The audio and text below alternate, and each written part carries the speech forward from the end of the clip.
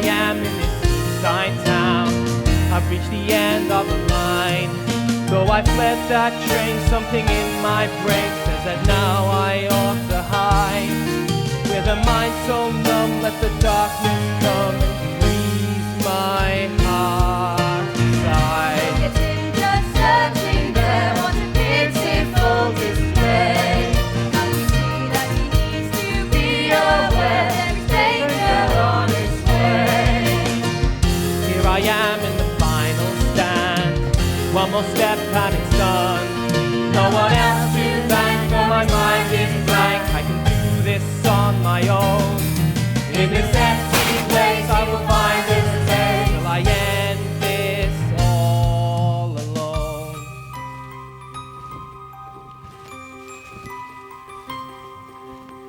Please, just let me disappear. Are you sure he went this way? Definitely. I saw him exit the side platform after the train arrived. He has to be here somewhere. Well, what do we do if we can't find him? About the missing ticket? Dunno. Leave it, maybe? They make life so difficult, this generation. I know. Does my bulb in. Anyway, come on. He might have nipped off round back next door.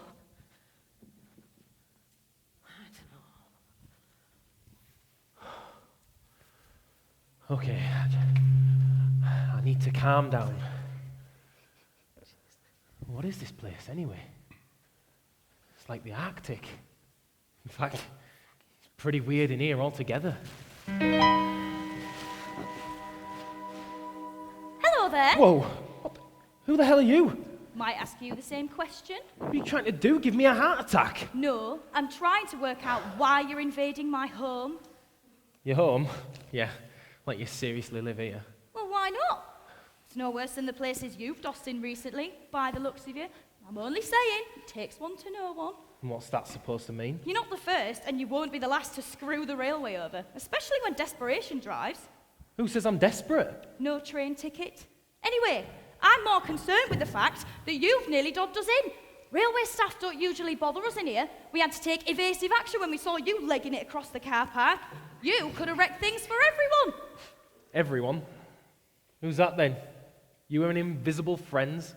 It's okay, coast's clear, team. Well, glubbing time, Gerda. I nearly suffocated under that tarpaulin. Actually, my blanket was quite toasty.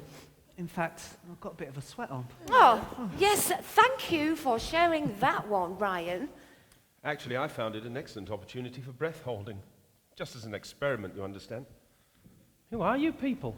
Just nobodies living under the radar. So you're homeless then? Well, that's a way of putting it. I like to think of us as itinerant. Which is another way of putting it. But has rather more elan. Oh, get you, Viv, talking Danish again. It's French, I think you'll find. So come on then. Which major city did you set out from? Liverpool? Manchester? Huddersfield? Leeds. York? I'm not sure I should tell you. I mean, I don't even know who you people are. Gotta love that Trans-Pennine Express. But you have run away to Barbados, have you not? In search of enjoyable seaside times? Donkeys and ice cream. Marvellous architecture. Fish and chips. The warmth of the sun. Yeah, right. The warmth of the sun. We're on the North Sea coast. Oi, what's the bag? But you're here out of season, so you can't be in search of warm days now, can you? Maybe we shouldn't pry. You should only tell us why he's come to Scarborough if he wants to. Okay, I will tell you, since you've asked. I'm here to find a bridge. I see. It's a bridge I've been to before, and for some reason I can't get its image out of my mind. Decided to visit it a few days ago, after I'd finally managed to get out of bed and quit the flat. It's got a great view of the sea. Exciting. And for some reason, it's all I can remember. Everything else seems to be a blank. I know the bridge you mean. I was there a few years ago with a friend, Pavati. Happier times. So what is this place then? Some sort of warehouse? The building's Victorian. Was constructed as a station for excursion traffic in the late 19th century. And then in the early 20th century, it became a parcels office. And how about now? It's been derelict for a while now. There are plans to turn it into an art space. This old building's been constantly reimagined over the years. A place between places, a time between times. Listen, do you think those ticket collectors will have lost interest by now? I mean, I ought to go. Do you have anywhere to stay tonight? Not exactly.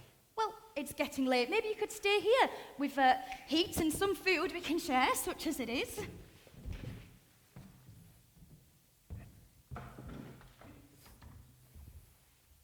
Ow!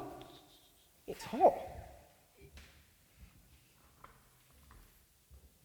That's strange. Okay, maybe company wouldn't be so bad one last time before I What? leave again. There is something we do ask for in exchange, though.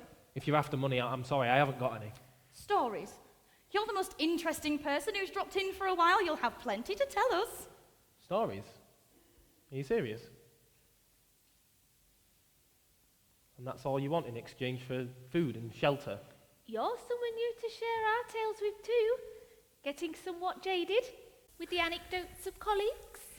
If I have to hear about Pod jumping out of an aeroplane one more time... Oi, touchy. No, I don't do stories. You see, I'm rubbish at being sociable. You're being sociable now. Believe me, this is the most I've spoken to anyone in days. Food and shelter in exchange for an evening of tale-telling. How bad can it get? Do you have any alcohol? Why? Just wondering. Soup is all we run to, I'm afraid. Pity. Out of interest, when did you last eat? Can't remember. Day before yesterday. Well, then I think soup is definitely in order, and perhaps we should introduce ourselves properly too. This is... Pod. Lucia. Viv. Ryan? And we just love soup and stories. Once upon a time is hard to beat. Soup can also make one's day complete. To serve us all, both heart and soul.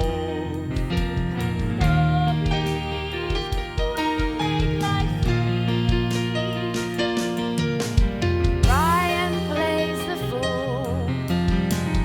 Lucia's cool.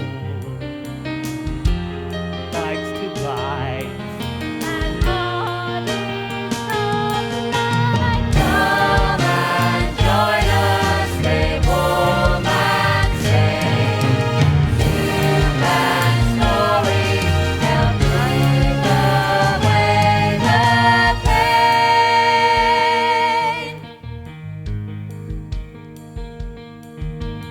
I can see you have a tale to tell. And we know you'll tell it very well. With circumstance, maybe take a chance. Soup and stories, might we first spell? Come and join us, stay warm and safe. Soup and stories help drive away the pain. Okay, I will join in with your storytelling. But just for tonight, mind. My name's Kaiden, by the way. Kaiden George from Leeds. Good to meet you, Kaiden George from Leeds. Can't promise I'll be scintillating on the story front, though. You might surprise yourself, and even if you can't remember anything, we've just the tale to tell you tonight. And what's your name? Gerda. A nickname? No, Gerda's her real name. As in, totally load-bearing. Iron at the core. And completely inflexible. Just telling it as it is. Oh. Sorry. I must be hungrier than I thought. Here.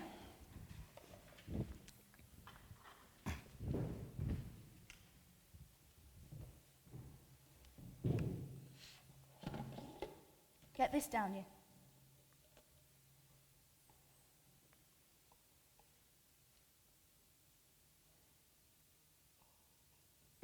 Steady. Right, let's get things organised. Viv, Lucia, if you bring those props over, and Pod, can you get that, whatever it is, it'll do us something for the mirror. What are you doing? Setting up. We'll act out our first story whilst you let your suit go down. Ryan, do you know what happened to the goblin ears? Yeah, they're here. I've been practicing with them for ages. You needn't have bothered. Pod's playing that part tonight. Oh, rats. I was getting really good at it and all. I expect she'll be giving herself the oh-so-noble leading role. We all have important roles to play. So you say. Well, it's true. And anyway, Lucia, you're getting a gorgeous outfit. And Viv, you're getting a knife. Right up your street. Oh, well, if you put it that way. Kaiden, have you finished your soup yet? Yeah, it's all gone. And I'm feeling a lot better for it too. Thank you. Excellent. So that means proceedings can officially begin. Positions, everyone! Positions! Ladies and gentlemen, I give you the first tale of the evening, which deals with a goblin, a mirror, and its fragments. Wait a minute. Did you say a goblin? That's right. You're telling me a fairy story? Aren't we a bit old for that? Let's hope we're never too old.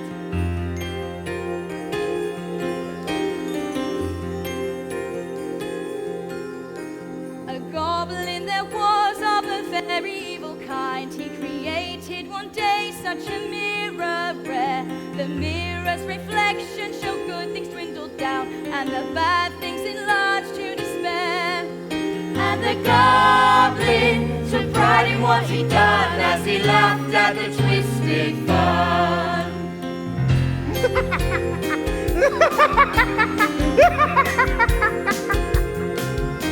Fine landscapes were ugly, And fair faces foul. And the kindly sport a sarcastic grin.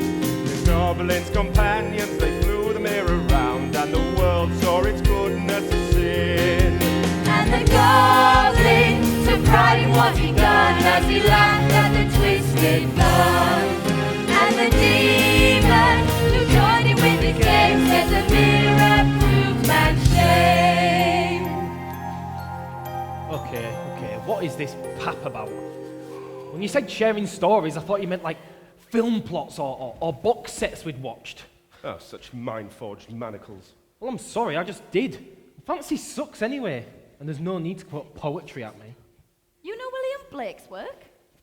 Innocence and experience. I do as it goes. He wrote that Sick Rose poem, didn't he? Interesting. It's only because Pav's his #1 fan. She used to read me extracts from his letters. She loves the romantics. Well, this woman sounds excellent. She's doing an English Lit degree at Birmingham Uni. We started out on courses there together. You're studying English as well, then? Dear me, no. I'm a logic man, me. Lasted 2 years doing theoretical physics, and then I dropped out. I'll never get that time back again. Why am I telling you this? It's strange. I've forgotten I knew it. Applied maths would have been my chosen subject, of course. You? As if. Yet physics would have been my second choice. I love all that stuff about multiverses and things. You mean the parallel universe theory? Yeah, that's the one. Rolled up different dimensions, nested inside other dimensions. Like coiled-up garden hoses. That's mind-bending. Enough. Fantasy or not, maybe you should see where the story of the goblin goes before you give up on it completely. Oh, I don't know. I'm surprised you don't recognise it. It's famous. The first section of the SnOwQuEeN by Hans Christian Andersen. Nope. A Danish writer from the mid-19th century. Noted for his elan, eh, Ryan? Never heard of him. He wrote The Little Match Girl and The Little Mermaid.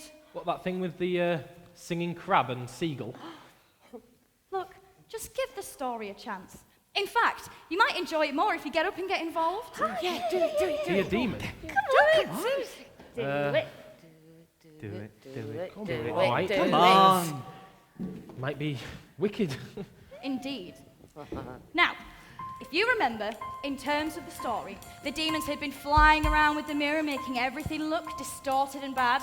Well, here's the rest of the tale. Listen.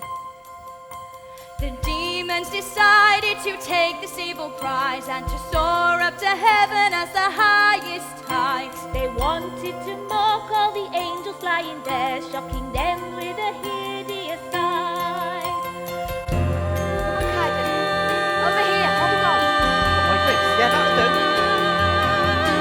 They rose through the clouds and they travelled past the sun, but the mirror grew heavy and began to bend. It sparkled and bounced with such goodness drawing near, and it fell from their grasp in the air. And the demons lined up in a row just to watch it fall below. And the mirror, twisted at its heart, was completely smashed apart. I'm sorry. Was that supposed to happen? And I don't understand. Why did it seem so heavy and feel so alive? Don't worry, just means the story's begun properly, and you're a part of it. Oh, okay. Well, at least in the story the mirror's destroyed. That's one good thing. Except that it isn't. What? Destroyed? Oh, it's smashed to bits for sure, but now it does more harm than ever. How do you mean? Watch. The mirror was indeed broken, and some of the pieces were not even as big as a grain of sand. However, these pieces now flew about all over the world. Some of the pieces got into people's eyes, and once there, stuck fast. Ow! This meant that afterwards, anything these people looked at seemed distorted and wrong. For example, Hello there, Mummy. Here's your little baby come to hug you. Hello. Oh, take that evil piglet away! Can't you see that I'm allergic? Piglet? The worst part was that each tiny fragment had the same amount of power as the whole mirror had had. and some people got fragments of the glass stuck in their hearts. This meant that their hearts became like a lump of ice.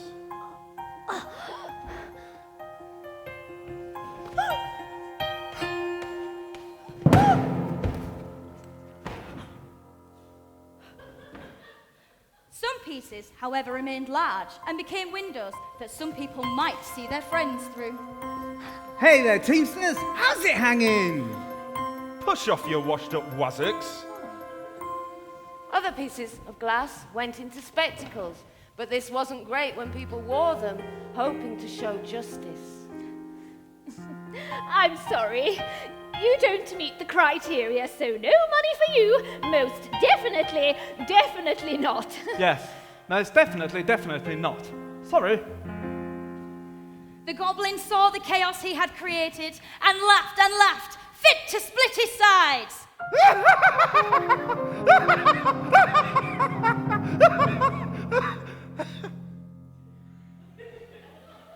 How pleased he was with this terrible thing he had created.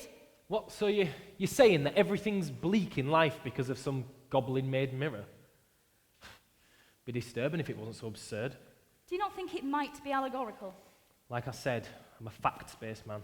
Well, if you don't like our style of storytelling, you could always tell us a different type. It is your turn now, after all. My turn already? How about a story based in fact? The story of your life, perhaps. Trust me, you don't want to go there. If you know how much time I'd spent staring at the ceiling, churning things over in my mind. But you've had soup. Surely that'll fortify you in the telling. Okay. It's a struggle finding something to say, but whatever. This story isn't fictional.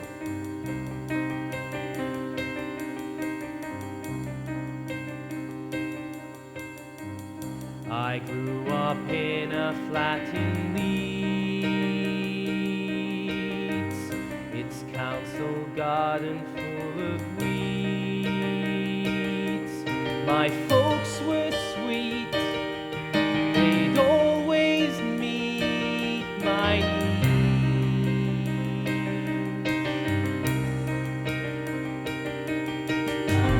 My life was not an easy ride. I'd something deep inside. When we were tired, I'd be alright, they lied. One day something came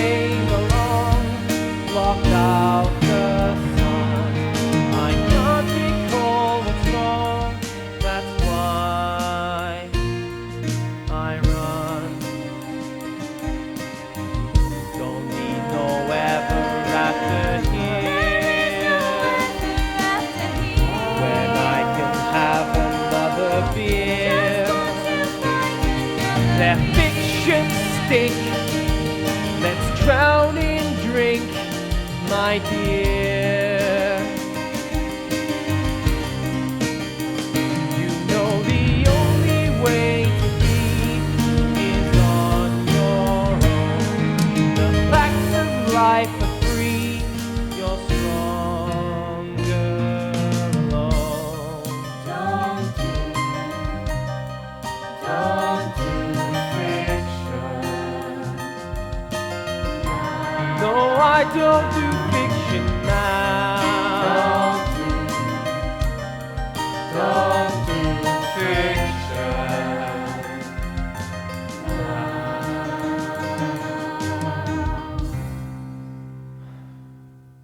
Strange all that spilled out. It's interesting too. That there's certain parts of your own story you can't remember. Maybe he's blotted those parts out. Why would I do that? I suppose there is some strength in solitude. Well, when you're city raised, it's the only way to be. I know a story that also happened in a city. The next section of the SnOwQuEeN, in fact, that isn't about the strength of solitude, but it's about the strength of friendship. Between Gerda and Kay. Two dear friends. Kay was the boy, by the way. Gerda and Kay? Are you serious? It's what they're called. And you're Gerda, and I'm Kaiden. You don't think that's a bit of a coincidence? I'd say. Almost as if we knew you were coming.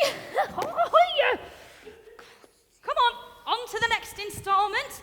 I will play Gerda from this point on, and you can play Kay if you'd like. Is that a big role? A major role. I don't know. I'll only mess it up like I did with the goblin. And how am I supposed to be in the story anyway when I don't know what happens next? Follow your instincts as you go along. That requires some measure of self-belief. Well, if it helps to give you confidence, you can wear this. Oh, marvellous. Oh, there we go. Oh. Feels different. Like I feel strangely driven to do something. Like I could take on the world and win. Perfect. Let's make a start. Ladies and gentlemen, I give you the second instalment in the SnOwQuEeN, which is about a little boy and a little girl.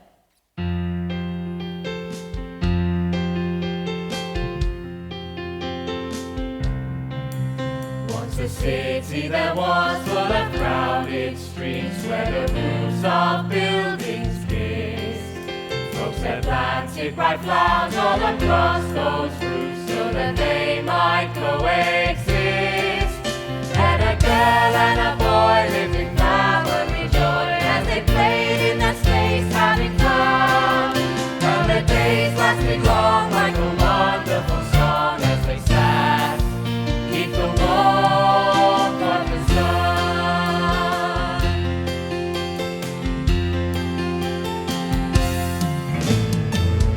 But the blooms they like best, so much more than the rest, where the roses entwine so high above. To them Gerda and Kay, always something to say, sharing secrets with love. In the warmth of the sun, friendship beats their soul, make them happy and whole. The warmth of the sun.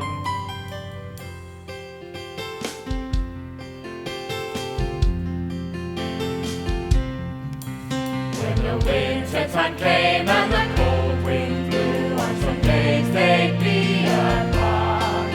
But each knew as they looked from their high attic home, there was friendship in each heart.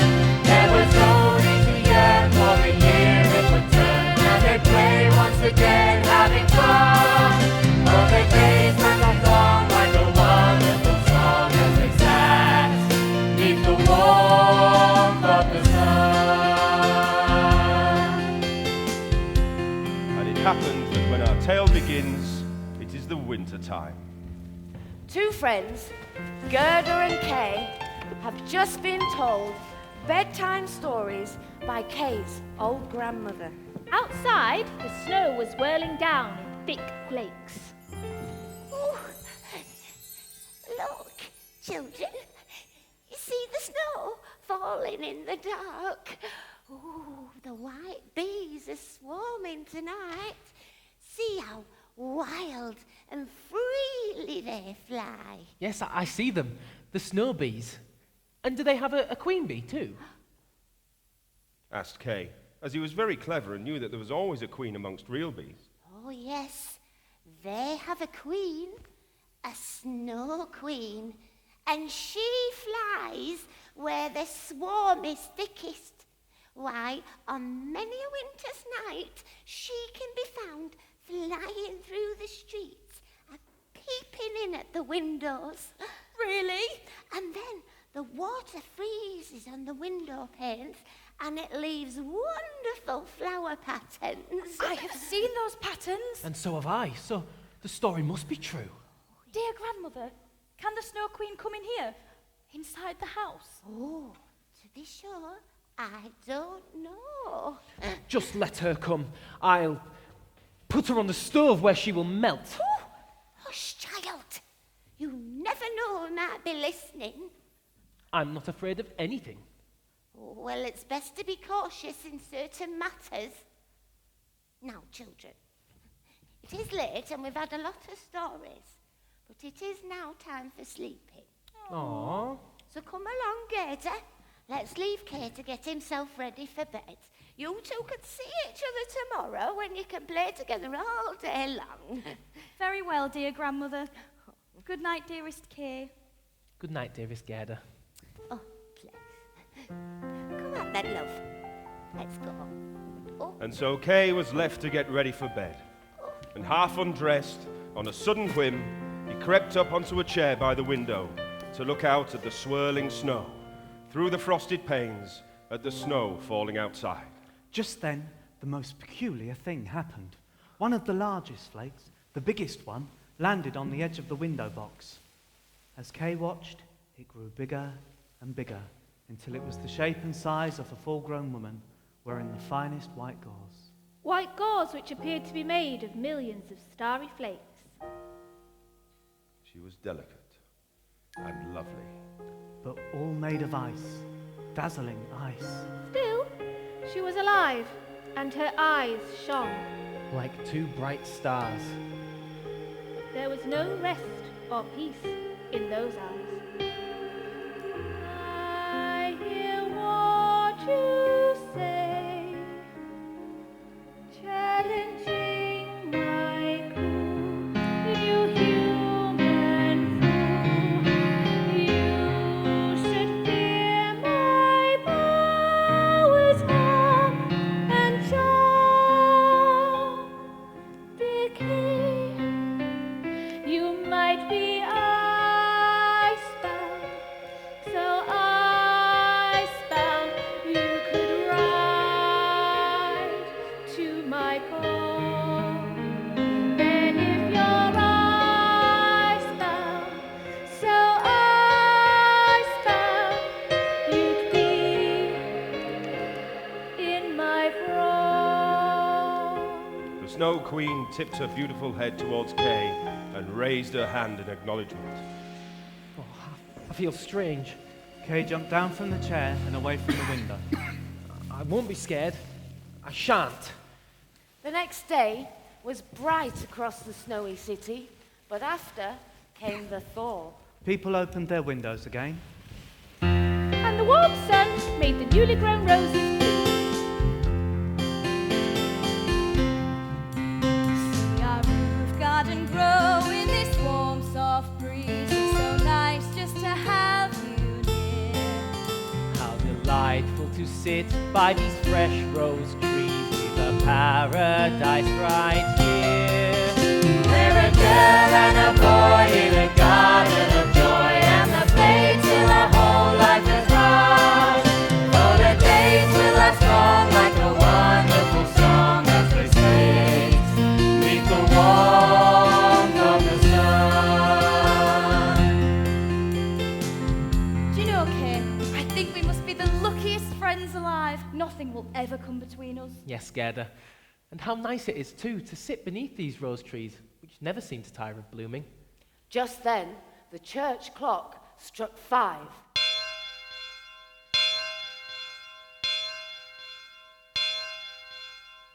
Oh, What is it? Something has struck my eye. Oh, and something has struck my heart. Oh, let me look. I can't see anything, but how I hate to think of my dearest friend in pain. Don't worry. I'm sure whatever it was has gone. But it hadn't gone. Kay had been struck by 2 broken fragments of the mirror. You remember the goblin's mirror that had been taken heavenward only to fall and shatter? Well, one piece had gone into his eye, the other into his heart. He didn't feel the pain anymore, but soon his vision would distort and his heart would become a lump of ice. Oh, poor kid. Oh, do stop fussing, Gerda. There's nothing wrong with me. You should stop crying. It makes you look ugly. Oh, I'm sorry. And you know what? I'm not reading children's storybooks with you anymore. I'm going to go find some older boys to play with. I can impress them with my comedy skills. If I borrow old grandmother's spectacles, I'll do a great job of impersonating her. That'll raise a laugh. Kay? Don't look like that. I'm just clever and you just wish you were like me. No, I don't. You see these hideous roses? How could I have ever liked them? This one's crooked, and there's a worm eating this one. They're so corrupted and unpleasant, just like these stupid boxes they're growing in. What does he mean I'm crooked? Have you heard of innate charm? Ow! Don't do that, Kay. You're hurting them. And don't boss me about either, you girl. Ow! Let me at him with my thorn. That's so uncalled for. Kay, what's happened to you? Screw you, dearest Gerda. I'm going to go find some older boys to play with in the street. And from that point on, Gerda and Kay's friendship changed. Yet she remained loyal to him despite everything. She was steady in her friendship, although now he often teased her. Ow!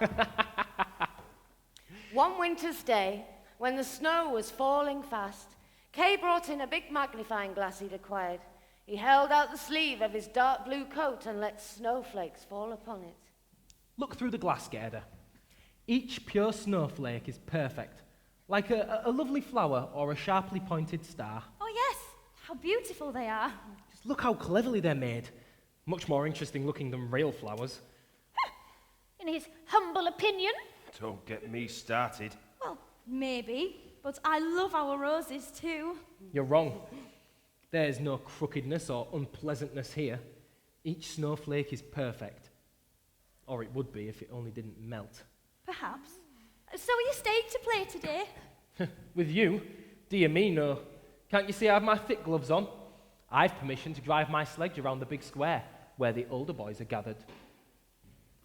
in the square, the bolder boys were having fun tying their carts to the lumbering farm carts that travelled on the city roads. In this manner, the boys could steal a free ride. They'd often go a long way, and it was great fun. Hey, Kate, bring your sledge over here. This roadway in the square is as smooth as glass. I've just tied my sledge to a right fenced carriage. Bet you can't better that. Just then, in the middle of their games, a large, elegant sledge arrived. It was painted white, and its occupant wore a white fur coat and cap. The sledge drove twice around the square. And Kay said, Back off, boys. This one's mine. How shall we be known? I've a game to play. Will you join me, Kay? I can sing your splendid heart is small, but cold will you be icebound, strike out all alone. If you icebound, so icebound, the world is yours to own. Kay quickly tied his little sledge on behind the big sledge. Then off they went, yah! Faster and faster into the next street. The driver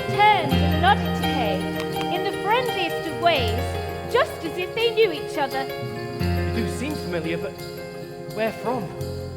Maybe I should let myself loose. But every time Kay tried to untie his little sledge, the person turned and nodded again, and Kay stopped what he was doing and lost his nerve. And then they drove right out through the city gates and into the countryside. The snow began to fall so heavily that Kay could no longer see a hand before him as they rushed along.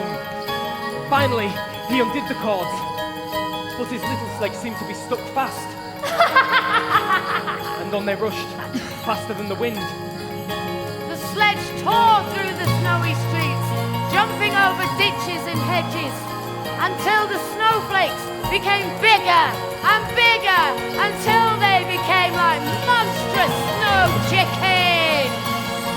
And then eventually they jumped to one side and the sledge came to a halt. The person who drove it turned. It was a tall and upright lady, all in shining white. It was the Snow Queen herself. We have come along at a good pace, but it is cold enough to kill one.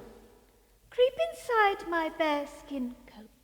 Kay did so, but it felt as if he was sinking into a snowdrift. Are you still cold? Then let me kiss you. Oh, your kiss was cold. It goes to my very heart. But I must go and fetch my sledge and let Gerda and my grandmother know I'm still alive. Indeed. That is to say, I can't remember anything. How did I come to be here? Now, I mustn't kiss you anymore, or I shall kiss you to death.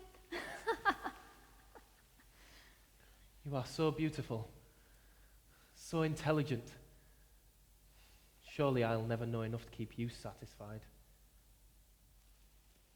Fly away with me now, on a snowstorm cloud, high up in the heavens, with the wind ringing in our ears like ancient songs. Yes, yes, yes, let us go. Now where I found, your new world has begun. I found where I found, you're lost to the sun.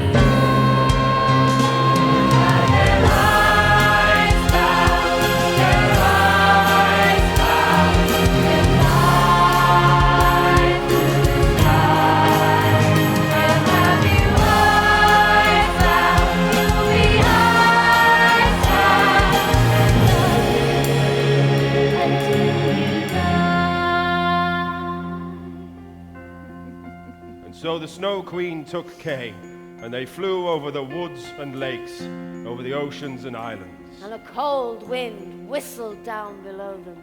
The wolves howled. And the black ravens flew, screaming over the sparkling snow. And up above, the moon shone bright and clear. And Kay looked at it all the long, long winter nights. And in the daytime, he slept at the Snow Queen's feet. And so ends the second story of the Snow Queen.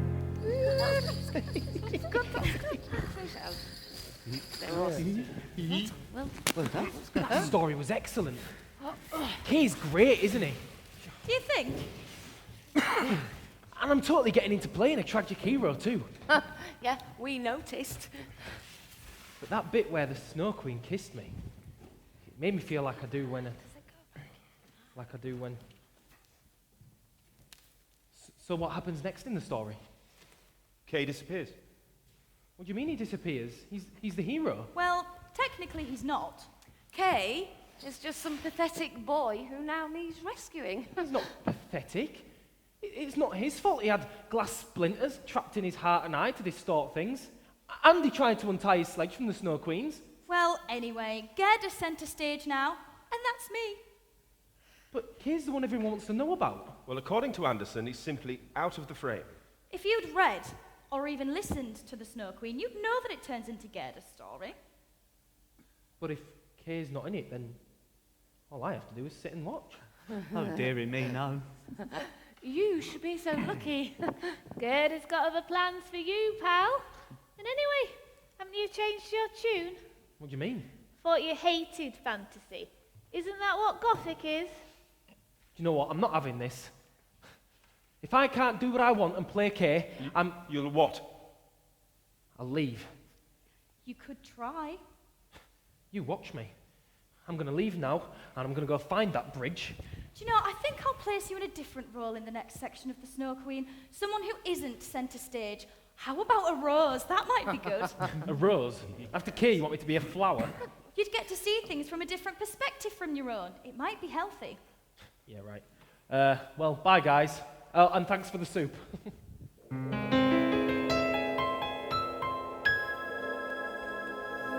on earth? Back so soon? Well, there's a surprise.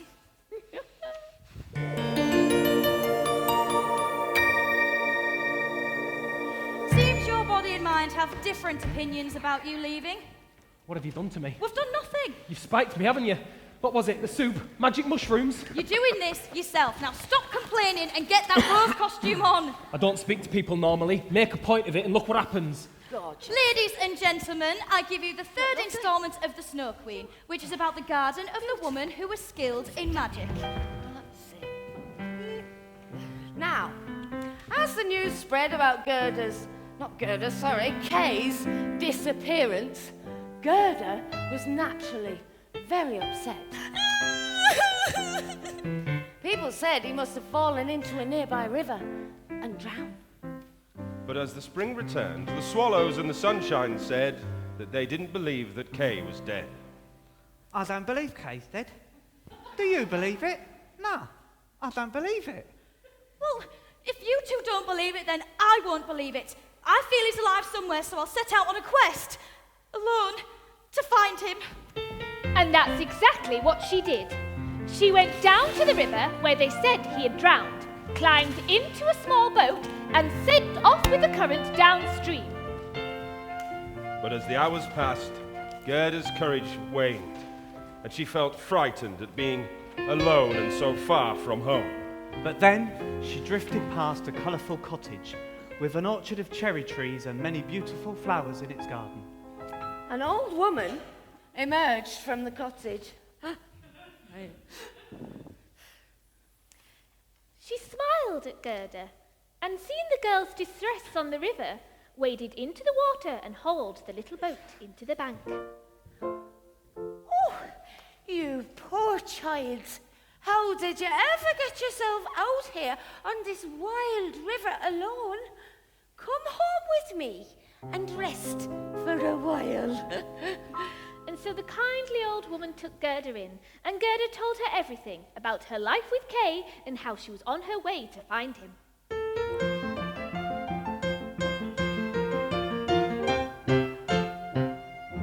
Oh my, that is a sad tale. What you need now is a place to recover for a while.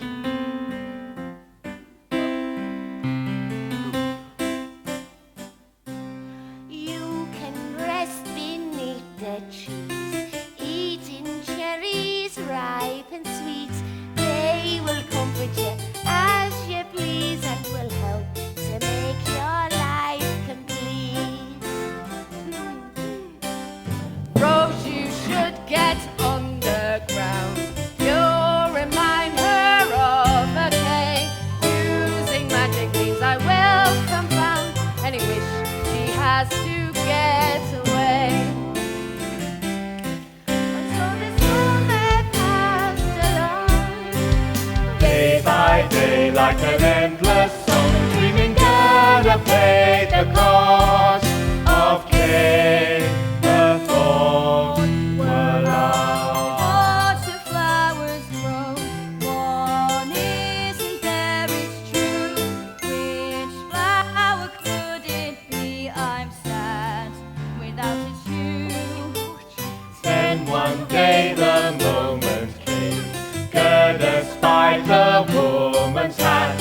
There were painted flowers she could name, and at once she thought of Kay like that. So she ran into the yard. Her tears fell on the ground so hard, like a magical surprise. The rose rise. And the rose that appeared back from out of the ground announced that Kay can't possibly be dead, because underground is where the dead people are, and I didn't see him down there. Oh, so I still have hope of finding him. Thank you, Rose, so much. And so Gerda ran away from the old woman's idyllic garden and cherry trees as fast as she could.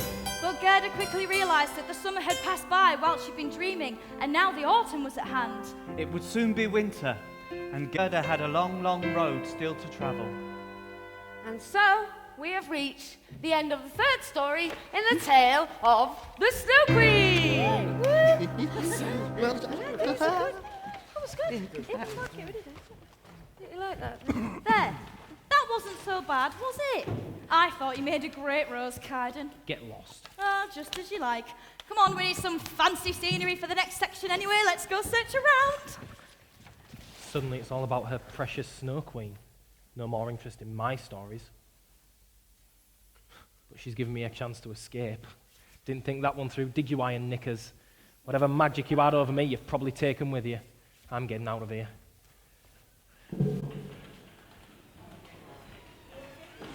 Now then, Kaiden, back with me. Sorry for the interruption. Who are you? Pod? You must know who I am by now. I've been working within the clinic since you were 15. I do know who you are.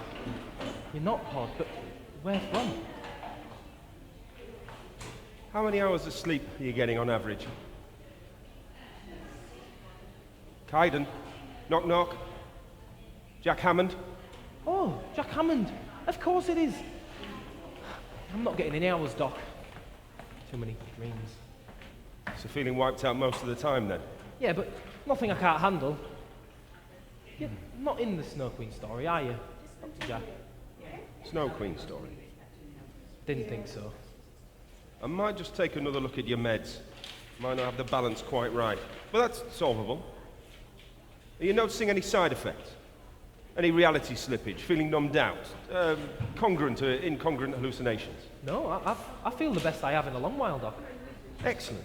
And what about the physical exercise? The last time I saw you, you were talking about going running. Been out a couple of times, me and Pav. It's good to have support with the exercise. Complete diamond, that girlfriend of yours. You don't have to tell me, Doc. Are you still off the alcohol? Yeah, And the recreational drugs? following doctor's orders there too. Because you know that... Self-medicating for my condition through non-prescription methods can get seriously out of control. Pleased to see I've drilled it into you. Reducing your meds dosage or dropping it altogether is never a good way to deal with depression. You sound just like my mother. And I did read that literature you gave me. Good. Something up? No. Well, yes. You're nearly 18. So? It means I might not be seeing you for much longer. You're officially an adult at 18 and certain things change. In the system.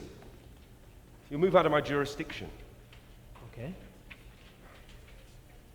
Look, I know your mum's on it, but I just want to make sure that you're crystal clear on your regimen. You young men can be your own worst enemies at times. You're terrible at taking advice, especially you bright sparks. You can be as arrogant as... As doctors. Touché. Look, I just don't want you to wobble. I know the deal. You've done really well up until now, getting yourself into uni. What is it you're studying again? Theoretical physics. Brainiac. Says the fully qualified doctor. Yeah, Pav's coming to Birmingham Uni too. She's studying English Lit. Can't wait to go. Yeah, the Blake fiend. Completely on it, you two, aren't you? And why wouldn't we be? She's my best friend and my girlfriend. Guardian angel. Between her and my mum, I'm completely sorted. Even you can see that, Dr. Hammond. Indeed. Who's Dr. Hammond? What? He sounds like an interesting guy. Or is it a story from your past spilling over? Yeah. What? No. Happier times indeed. Are you trying to drive me mad? Something major must have happened to bring you to the coast, I'm guessing. I want to leave now. None of us is keeping you here, Kaiden. And Why leave when you could have another exciting role to play in the Snow Queen? Yes, this wood crow we've got lined up for you will be a comic riot. Woodcrow? First I'm a rose, and now I'm a bird. Like I said, good to see things from a different perspective. Something might rub off on you. I want to leave now. Well, you can't. Embrace the transformation, Kaiden from Leeds.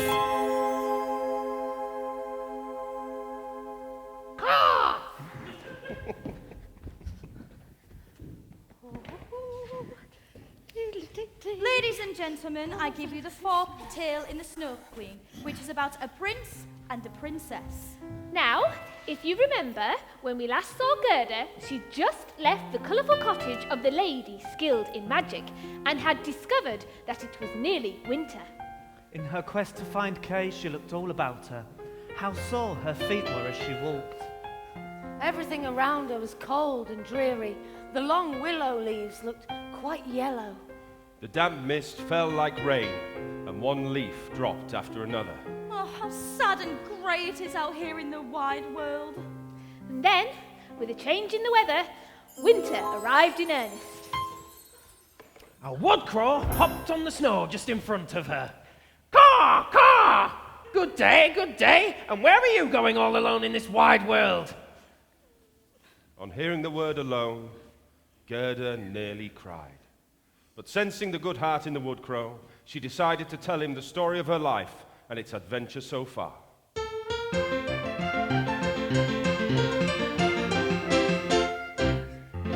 Oh, I see. And now I must continue on my quest to find Kay. Have you seen him come by this way at all? Maybe I have. But if I have seen him, he has undoubtedly forgotten you by this time for the princess, I expect. Oh, does Kay live with a princess now? Oh, what's she like? She is rich with lots of gold and silver, and she is very clever. She has read all the newspapers in the world and forgotten them again. Very clever is she. Goodness. Anyway, this princess decided one day that she would like to be married and declared to the whole kingdom that... The one who speaks to me as if he were quite at home and speaks well shall be my future husband. Anyway, people came crowding in as you can expect. There was running and crushing, but no one was chosen. Well, why not? Because when they saw the princess, they all became impossibly tongue-tied. Couldn't speak at all, never mind speak well. Probably weren't quite clever enough for her. What about Kay? Was he amongst the crowd? Give me time. It was on the third day of the palace being open to suitors that a young man came striding along. His eyes sparkled, just like yours, and his hair was ragged and his clothes shabby. Oh, then that's Kay. Then I found him at last. And has he really won the princess? According to my sweetheart, the kitchen crow, he has undoubtedly won the princess's hand in marriage, but not because he had intentions of wooing the princess, but he had intentions of hearing her wisdom. Interesting. Won't you take me to this palace so that I can make sure Kay truly is happy with this princess? Very well, but I shan't come myself, being such a crow of the woods, but I'll arrange it with my sweetheart, the kitchen crow, who lives on scraps, to let you in. And so it was. The wood crow convinced his sweetheart, the kitchen crow, who lived on scraps, to sneak Gerda into the palace, past the lackeys and guards in their gold and silver braid, and up a little back staircase to where the clever princess and now prince were sleeping. Hello, my lovely. I am the kitchen crow, the wood crow's sweetheart. If you'll take this lamp, I shall go in front and lead you to where the prince and princess are sleeping. Oh, how Gerda's heart beat with fear and longing. And yet she only wanted to know if this was her Kay, and that he had truly found happiness. Oh, it must be him. I can just picture his clever eyes and his smile from when we used to sit beneath the rose trees at home. Well, come along with me. We'll go this way directly, and we shall meet no one. What was that? It seems to me that something's rushed past us, throwing shadows all around. They're just the dreams. The what?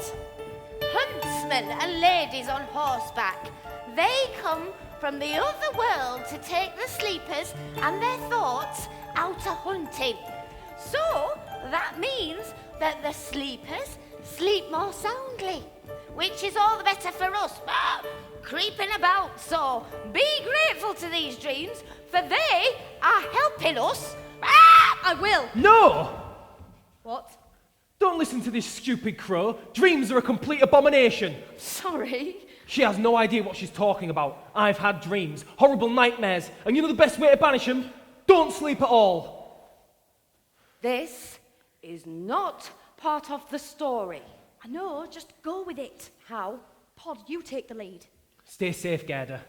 Dreams are to be avoided at all costs. Who is this puny bird that dares to challenge me? Me, the powerful master of the wild hunt. It is the wood crow, seemingly. Take a good look, we're creatures from another realm. You may find that us dreams are at the helm. We come when there's problems on your mind, pressing down in the dark. Solutions are difficult to find, but we help to meet the mark. Won't you ride with me in my hunting majesty? I can make you free. I have seen you and I've no wish to dream again. All that you bring is deep traumatic pain. The risk that you're taking not to ride is to close out the light. We all have a wilderness inside, and we help to make things right.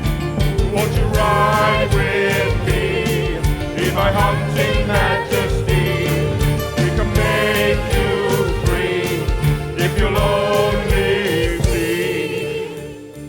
So you're saying that dreams can be a good thing? Even the darkest dreams with help can heal you in the end. Maybe. Should we carry on? I think so. Come on then, little girl. And you, wood crow, sweetheart. Not much further to go now. I'm right behind you. And so am I. In the first apartment of the palace, the walls were hung with rose-coloured satin, embroidered with flowers. In the bedroom, the ceiling was like a giant palm with crystal leaves, and there were 2 beds, each hung like a tulip from a golden stem. One bed was white, and in it lay the princess. The other was red, and in it lay... Kay? Kay?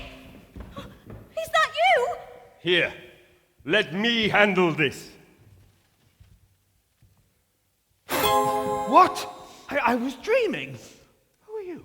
Oh, you're not Kay. You're young and very handsome. Ah, thank you, I tried. But you're not the person I'm looking for. Oh, how disappointing. What's going on, my sweetest prince? I'm not sure, my clever darling, but we appear to have interlopers in the royal suite. Let's go. About time we leave it. Not so fast.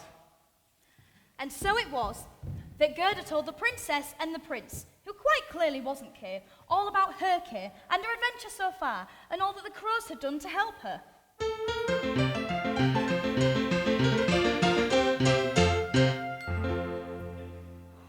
And the prince and the princess said, Oh, you poor thing. And they forgave the crows for their involvement in sneaking around and gave them gifts. And they promised to help Gerda on her further quest to find the real Kay, wherever he may be. Oh, thank you so much. How good you people and animals are. You will start out first thing tomorrow in our finest coach. You will need supplies too, sugar biscuits, fruit and ginger. Your journey will see you go further north, and we shall see you want for nothing. And so it was.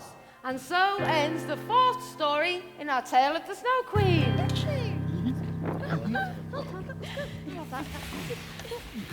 Oh. Went off story a bit there, didn't I? Only a bit. The wood crow isn't in the palace section of that story usually. Well done, though, for taking on something frightening like that. Might mean that you're not trapped in a fixed way of thinking. And I'm touched that you would protect me from a potential threat. Well, I didn't want you, Gerda, to go anywhere near some of the nightmares I've had. Do you know what? I think you should just forget about going to this bridge of yours. Why don't you just go home? Back to Leeds. Maybe if you intended on going home, your body would let you leave the building. Maybe it's time to think of returning. Go back and quit this life's monochrome.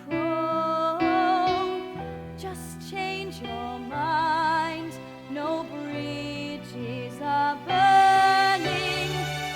No bridge that's here compares to your home. Home must be calling. You should stop the stalling. It's me. You should try to think I don't need time, and thinking has ended. There's only me detached and alone. I must be strong to keep them defended. My folk are here, so I must atone. I've been such a trial, I've struggled all the while. Depression is a curse from morning. Better dad and grandma in my mind and deep scar. It's high time I face up to the pain.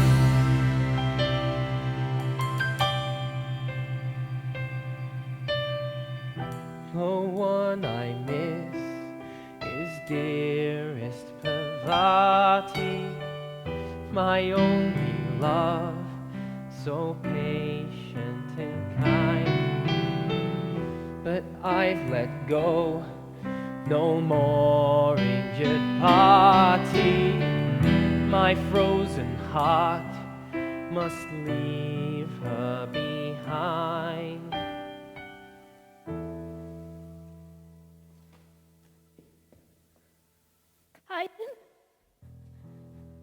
Kaiden, is it you? What? No, no, Please don't shut me out. it's here. This is the nightmare I keep on having. It's come for me. Let me look at you. Stop hunting me! Turn around. Make it go away! It's going to be okay. You don't know what I've done. Have faith in the story. What story? The SnOwQuEeN. See it through to the end. That's just a fairy tale. It has nothing to do with what's going on with me. Two worlds may be linked together, like in physics. One dimension nested inside of another. Who are you? I'm in your head, Kaiden. We all are. We're your hallucinations. What? No. Incongruent hallucinations, part of your depression. It's because you stopped taking your meds. Isn't that what Dr. Jack warned you about? I'm in a bad way, aren't I? Is anyone's own more real than another? Yes. I must cling on to the objective world, otherwise I'll never find my way back. Good. Then have faith that the truth will out through the SnOwQuEeN. Trust me, Kaiden, don't fight it. Will you trust me? I feel lost. You need to be strong, because things are going to get really scary. In the next section, you're going to die. What? For good or ill. We're all locked in now. We have to see it through. Your mind is dark, but we're here as your voices. Yet only you can choose how to rest. It may be cold, but you still have some choices. What will you do as you lose the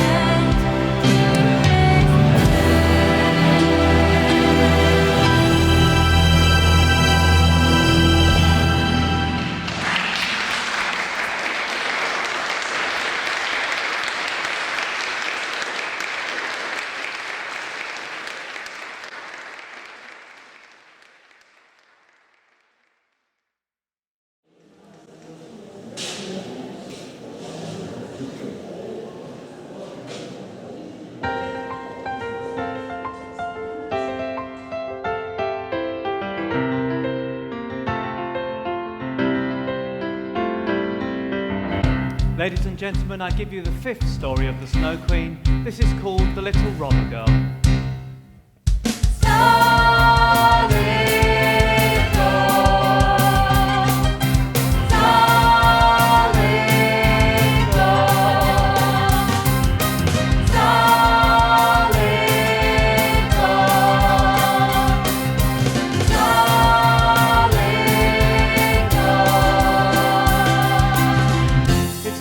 That you can't stay, you are our friend in. If you must, then look for Kay, and we will gift all speed. See how well shine bright with his golden coat, it's lined with fruits and birds. Our aim to delight is beyond reproach. Of that I do concur. Was a time when I had no cash and life was hard for me. What a thrill to make a splash and gift all things for free. Now you're off to the north and we'll miss you so, and who knows where you'll end. Just remember, in rain or snow, you'll always be our friend. Solid gold, solid gold, solid gold, solid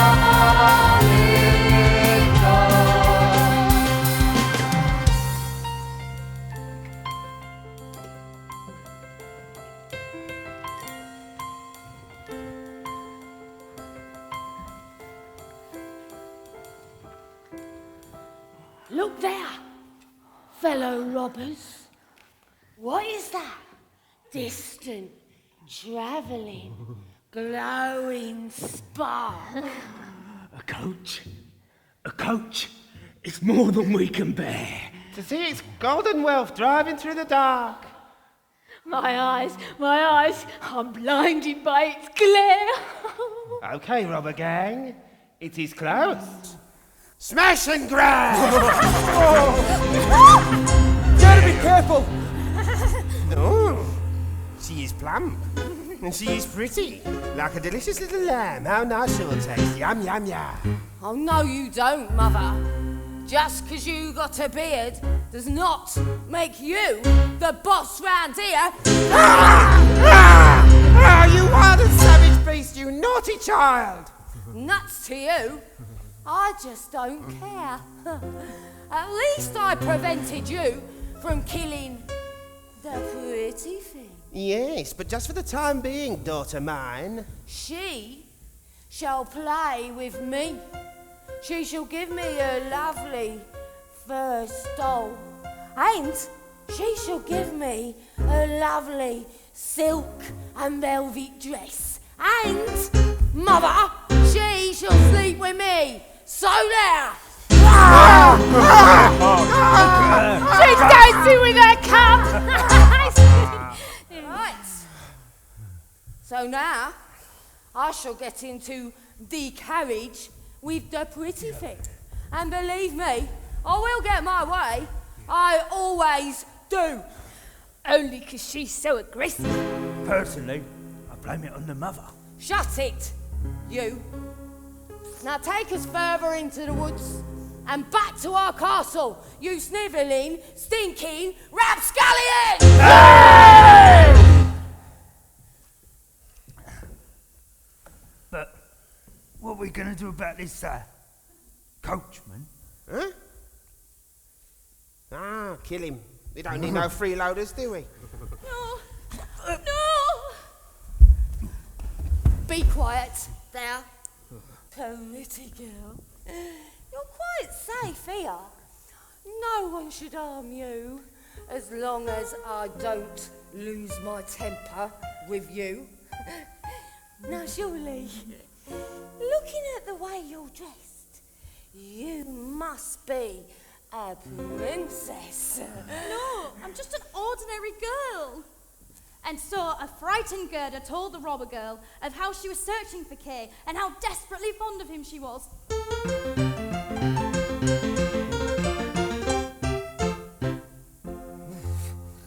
Well, to show you sympathy for your plight. If I do lose my temper with you, they shan't kill you. I'll do it myself. Oh, nuts! And so the robber girl dried Gerda's eyes and took the first stole, which was so soft and warm, and wrapped it around her own hands. Finally, the coach stopped in the courtyard of the robber's castle, the walls of which were cracked from top to bottom, and ravens and crows flew in and out of every hole. And huge dogs, all of which looked as if they could devour someone, jumped as high as they could. But they didn't bark, for it wasn't allowed.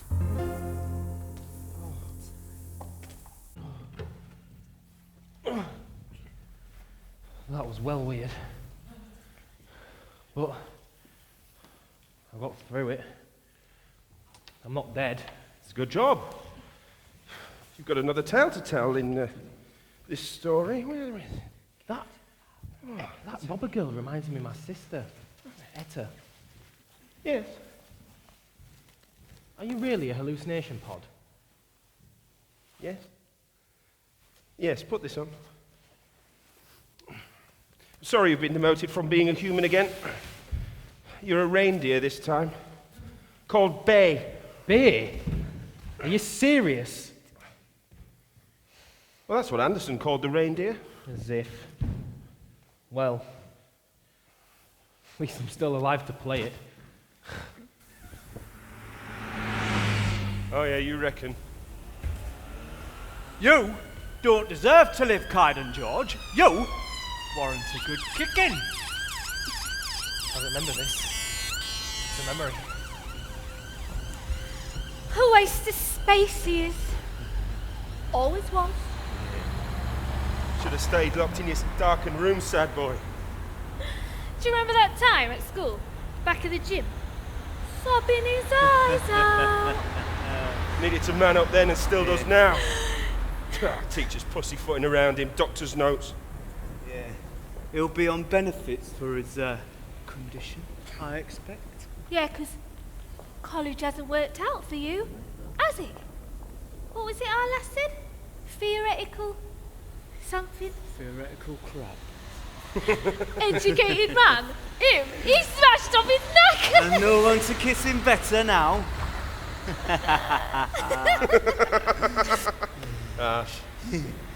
You are lucky I ain't got my blade with me.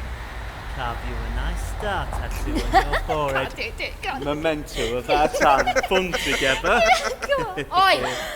Leave him alone, scum! Oh, big sister on warpath, is she? Yeah, you better believe it, Jordan. Police are on the way too, in case you're interested. Oh, come on. Smell's got worse around here anyway. Besides, he's already donated to our drinking fund.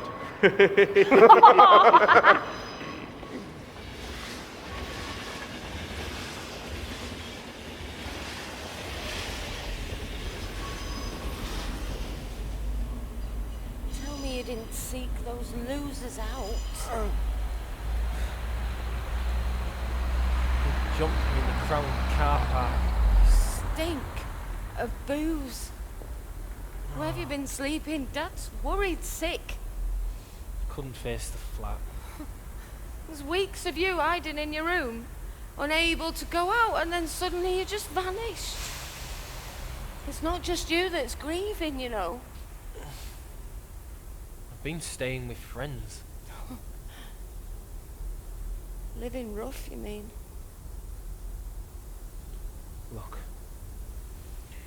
when I get my head straight, I'll sort it. Just not yet. Not now.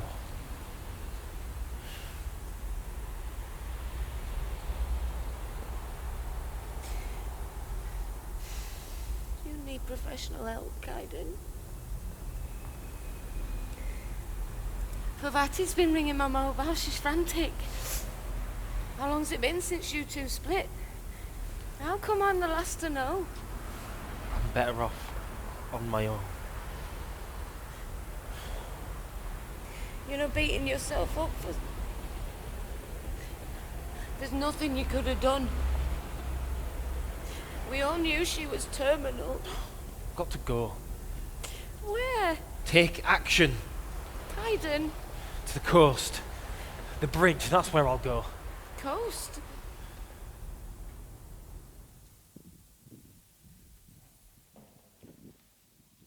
No. The north. That's where I need to go. That's it. To help Gerda find Kay. Oi, wakey wakey reindeer. You're almost on. Don't want to miss your cue. Meanwhile, back at the robber's castle, a big fire was burning in the old hall. You shall sleep here with me tonight, Gerda, along with all my little pets. Here is my flock of wood pigeons. They're a right regular rabble and would fly away directly if they weren't locked in, which luckily they are. And here is my lovely, beautiful reindeer, Bay. Good to meet you, Bay. We have to keep him closely guarded, or he would run away too. Every night I tickle his neck with my beautiful, bright nose. Anyway, Gerda, it is late, and it is a time for sleeping. Do you keep that knife by you whilst you're asleep? I always keep a knife with me when I'm sleeping. You never know what might happen. Now, you tell me what you told me before about your friend, Kay, and why you went out into the wild world. So Gerda told her all about it again.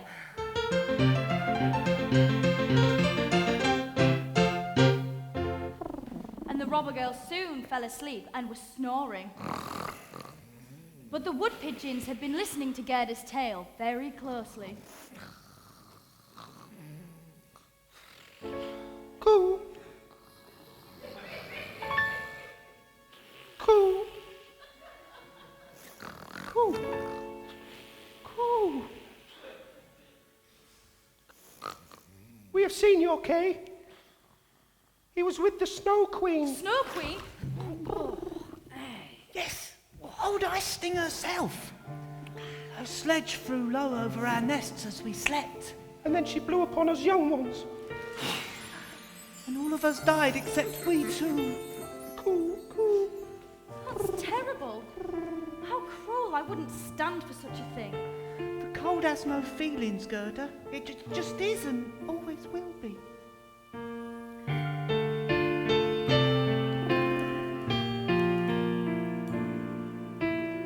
I must stand alone for eternity. There's no end to me. I've no care for human mesh of flesh and bone. I value human frailty. Be kind, I'll say, and find my way. But if you try to hurt the one I seek, but pay, you'll pay. Even if it's far, I'll come to whisper. I will hear my name by nature's call. My heart will bring the sun to know that I've done. You'll see My darkness fall. eyes fall, my eyes fall, my love ahead is clear. Eyes fall, my eyes fall, and I have no fear.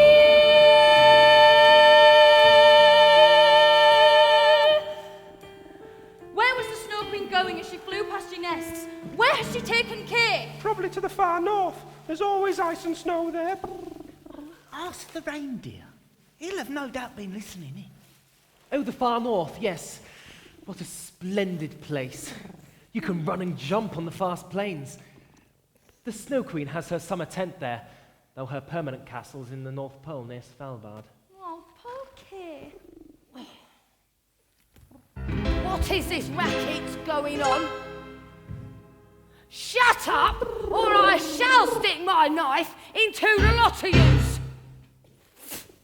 So Gerda told the now woken robber girl all that the wood pigeons and the reindeer had told her.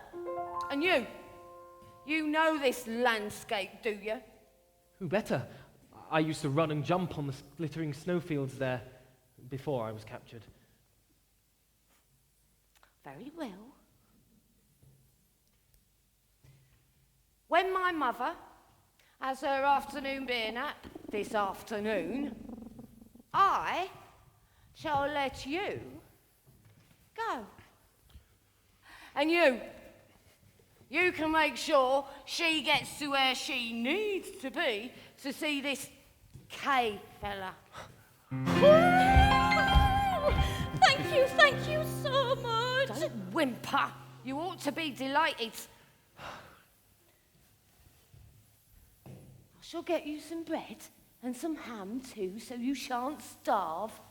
Oh, and I will steal my mother's gloves for you, because I am keeping this first doll. So the time came, and all happened just as the robber girl said it would.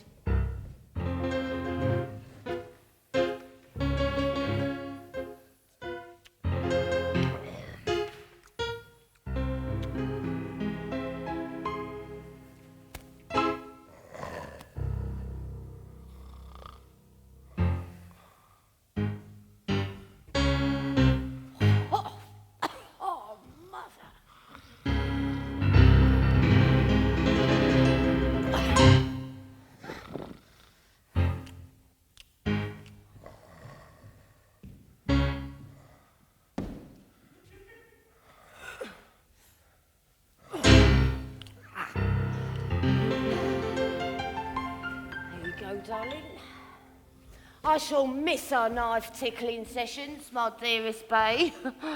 But you take care of my little girl, won't you? And you go as fast as you can. And they were off, over briars and bushes into the big wood. Over swamps and plains as fast as they could go. And the ravens screamed and the wolves howled. And the bright colours glimmered in the sky. Oh, look, there are my old northern lights. Soon we will be in the far north, near Sapmi. And so ends the 5th story. That was good, it was good. Yep. What? No. What? We have to keep going. I'm a man on a mission. All right, okay. What? Whoa. Ladies and gentlemen, for our 6th story of the Snow Queen, the Sami woman and the Finn woman, where Gerda gets advice on how to find the Snow Queen and maybe save Kay. They're racing fast across the land beneath its starry dome. And I begin to understand how I'd missed my northern home. A woman who is very poor stands by her ragged shack. Too many miles to travel more to find the Snow Queen's supernatural She's magic aid for her rescue race. The woman quickly writes a note upon a stockfish skin. They leave then for a place remote, a cave her friend lives in. Her friend then reads and thinks a lot, her wise eyes glitter clear. She puts the stockfish in the pot. I'll ponder on your problem, Gerda. If there's hope for Kay, she may find a way.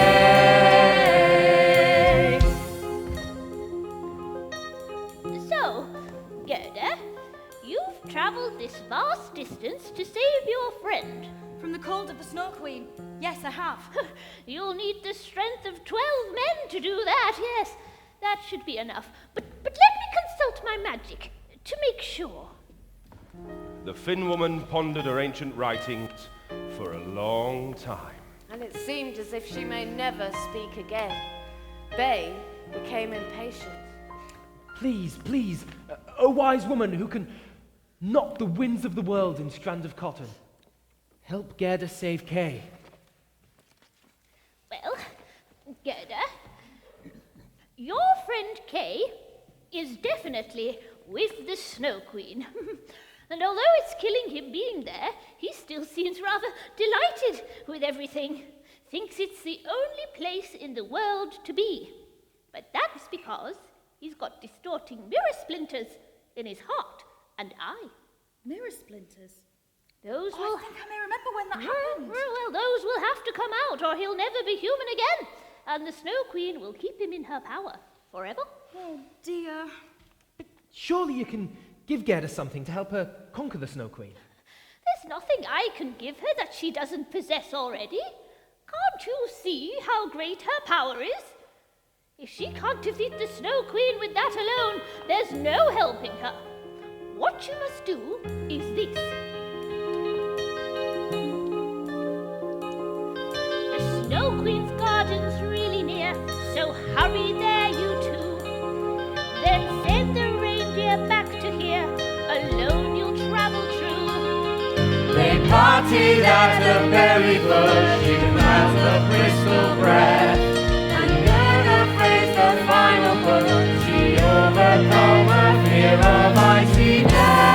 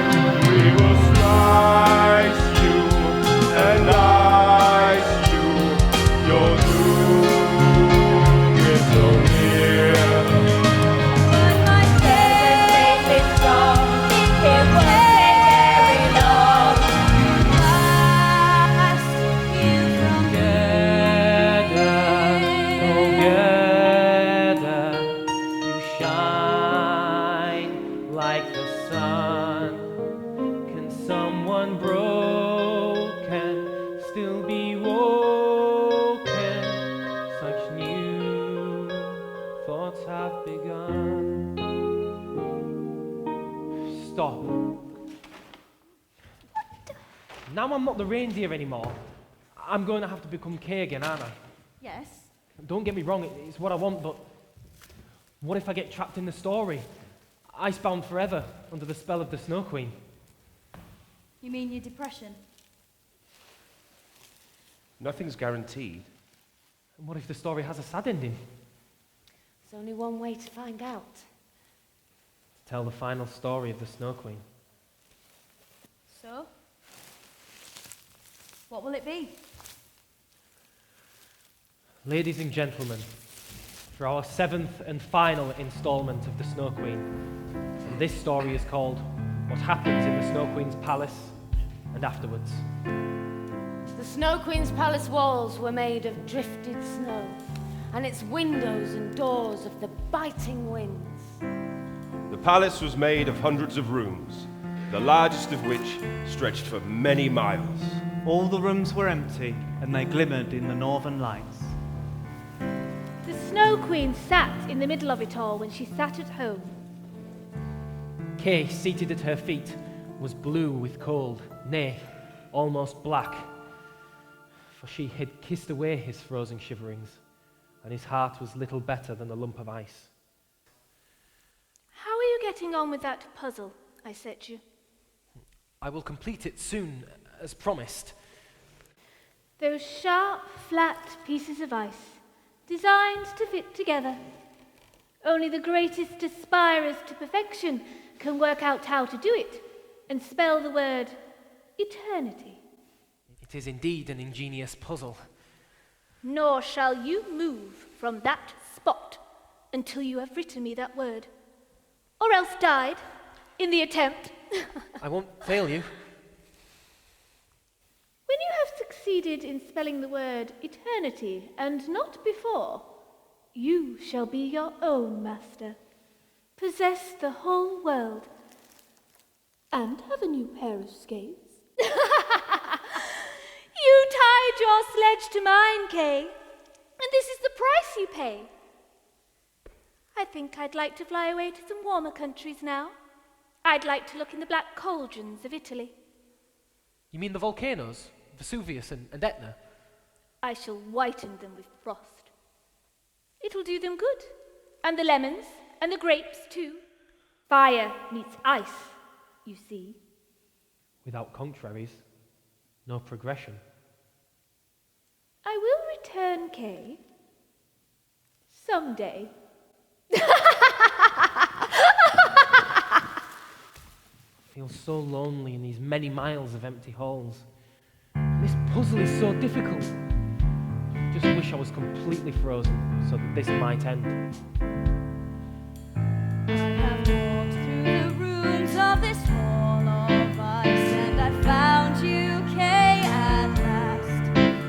But I see from your face that there's not a trace of the memories from your past. Return to me, love, think of roses above, as we played through the days having fun. I am missing you so, how on earth do I show that we sat 'neath the warmth of the sun? Gerda?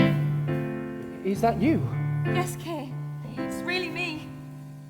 You've been crying. Yes, Kay, crying for you to come home. I was wrong about your tears. They don't make you look ugly at all. They make you look beautiful. I'm glad you're here. I'm glad you're all here. There's something I've been meaning to tell you. You don't need to tell us anything. I want to explain why I'm here. We've always known your story. What? First year of uni, your mum got sick. You were terrified of losing her. She'd always been your rock. So you hid from the facts? Refused to go and visit her back in Leeds? You know, it wasn't the answer, but you were frozen by fear. That's when you started to drink. And then it was over. And after her funeral, you quit uni and eventually went home. Finished with Pav for her sake. Didn't want to burden her with your depression anymore. And then relying more on the alcohol, you slid into the darkest recess of your mind. You left home and you've lived rough ever since. If my mum hadn't been so stressed out with me and my illness, she might never have gotten sick. You don't know that. You're not responsible for everything. You're seeing things skewed. I'm a selfish person. You coped the best you could. By leaving her when she needed me most. Look, I didn't come to Scarborough for fun. Came for the bridge. Because it was high. Because in the cold it offered an end to all feeling. A total stop. Let go of this ice around your heart. Kaiden?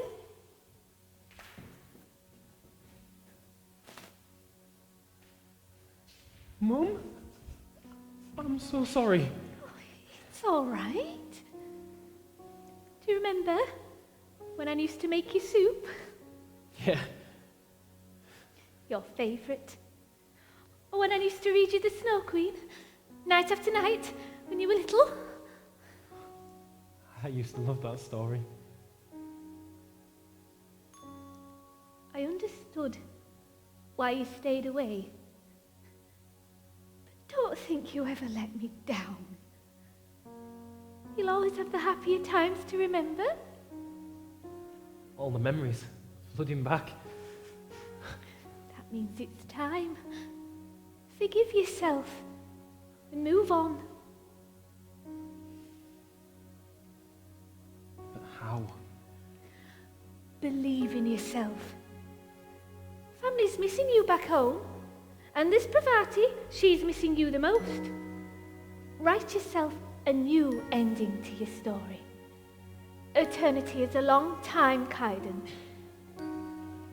How are you going to solve this puzzle?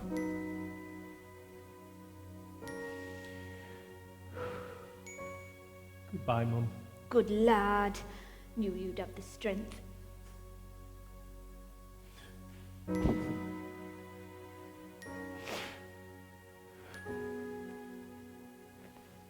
I love you, and I'll never forget you.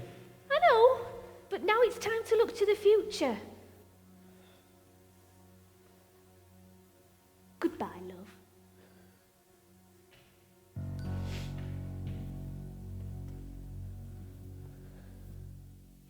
Come on.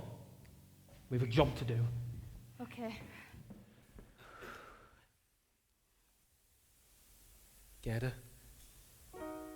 Is that you? Yes, Kay. It's really me. You've been crying. Yes, Kay.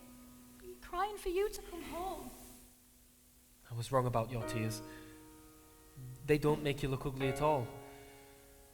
They make you look beautiful. I'm glad you're here. I'm glad too.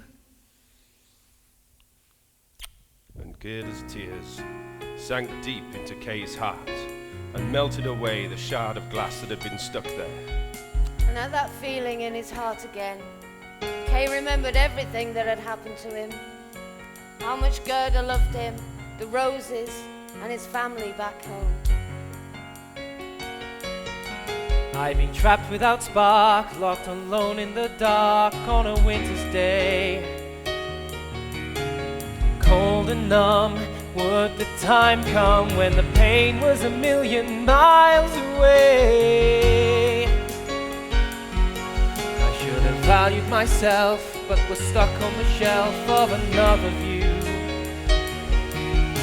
I craved the end, no sign of a friend, and I didn't know what I should do.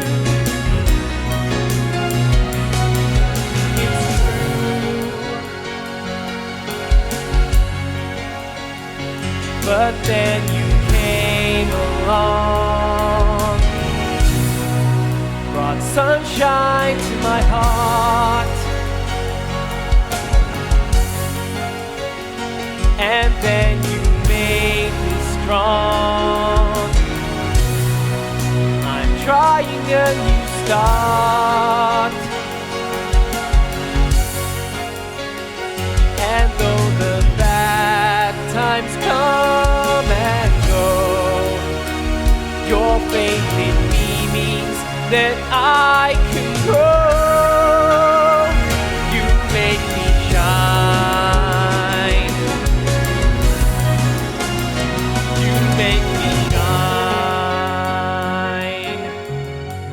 Kay felt the thawing of his heart, and he wept at all the memories, and the salty tears flushed away the distorting fragment of glass that had been stuck there. Look, Kay. The bits of your puzzle are dancing for joy. And now they've spelt the word eternity. So it was love that solved the puzzle in the end, not perfection. I was looking at it all wrong. And now you can become your own master and inherit the world. And you can forget the skates. And Kay kissed Gerda. He felt the warmth of life flow back into him, and the icy numbness faded from his starved and withered body. And this new spelling of eternity meant that the SnOwQuEeN no longer had any dominion over him. The SnOwQuEeN can return any time she likes. My order of release is written there in shining letters of ice. There will always be other hearts.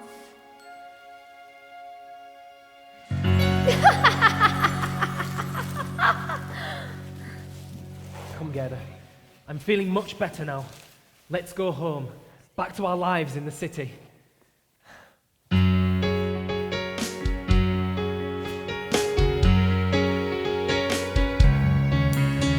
a city there was full of crowded streets, where the spring had just begun. Where the flowers they bloomed and the bells they rang, as the friends walked home as one.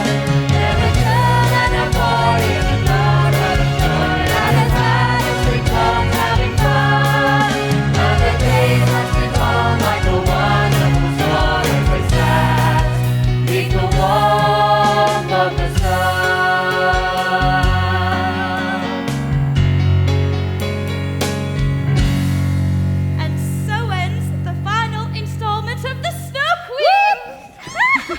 Guys, nice work. Good job, everyone.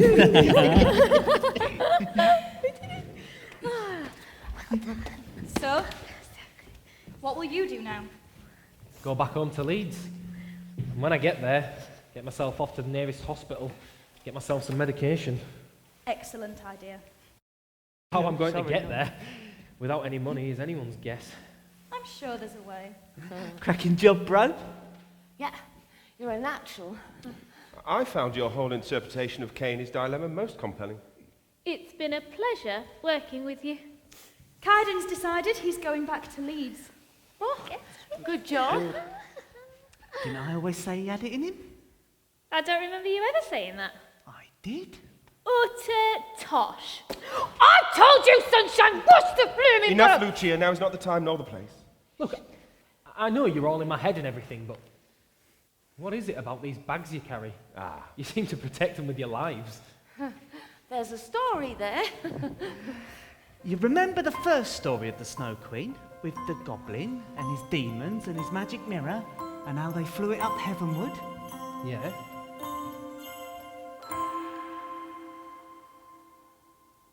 So you were the demons? No. More like the opposition. We do this because it's easier to keep the wings in kit form. They do get in the way otherwise. You see, it was when the mirror got so close to us that it buckled and fell. And then splintered and smashed, hence the mess caused. We felt partially responsible. So, we've been a self-designated clean-up operation ever since. Keeping an eye out for any waifs or strays that might be affected. I am so out of touch with reality. Define reality, physics boy. So, you won't be coming back with me when I go back to Leeds then? Nah. A one-night only psychosis, I'm afraid. I shall miss your bossy ways and your love and friendship. Do you know what the name Kaiden means? It means battler, one who fights on. Interesting. So, what does Gerda mean? Guardian. Dearest Gerda.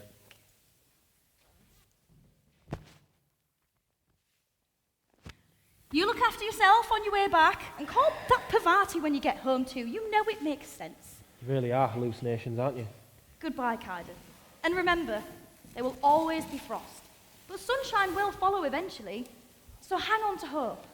And if you ever need it, always, always, always ask for help. You're assuming people will care. They're not all angels out there. You'd be pleasantly surprised. And keep taking the meds. If you were lucky getting us this time round, with what's in your head, it could have been a lot worse. And remember, you're never ever completely alone. Come here.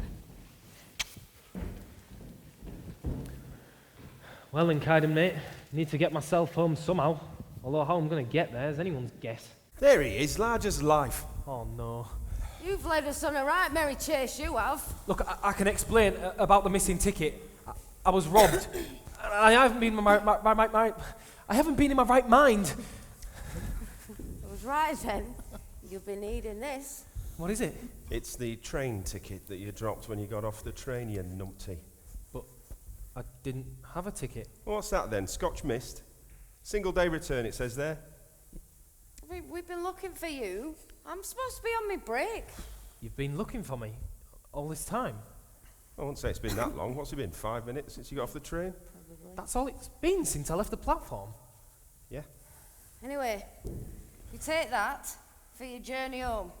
Though why you would buy a day return when you've only just arrived is beyond me. Yeah, you have only got 10 minutes until the last train to Leeds goes. You'll have to use it on that. It's like I said, Jeff. This generation, they do such weird things. I know. Does my bulb in? I know. Thank you for bothering to help. It's all right. No worries. You're only human. Well, Kaiden, mate, seems like new story's just beginning. All I need is to catch a train to start my life anew. Though I know going back could be a strain, I want to see it through. Now I know that I'm not alone. I I've got my feet on the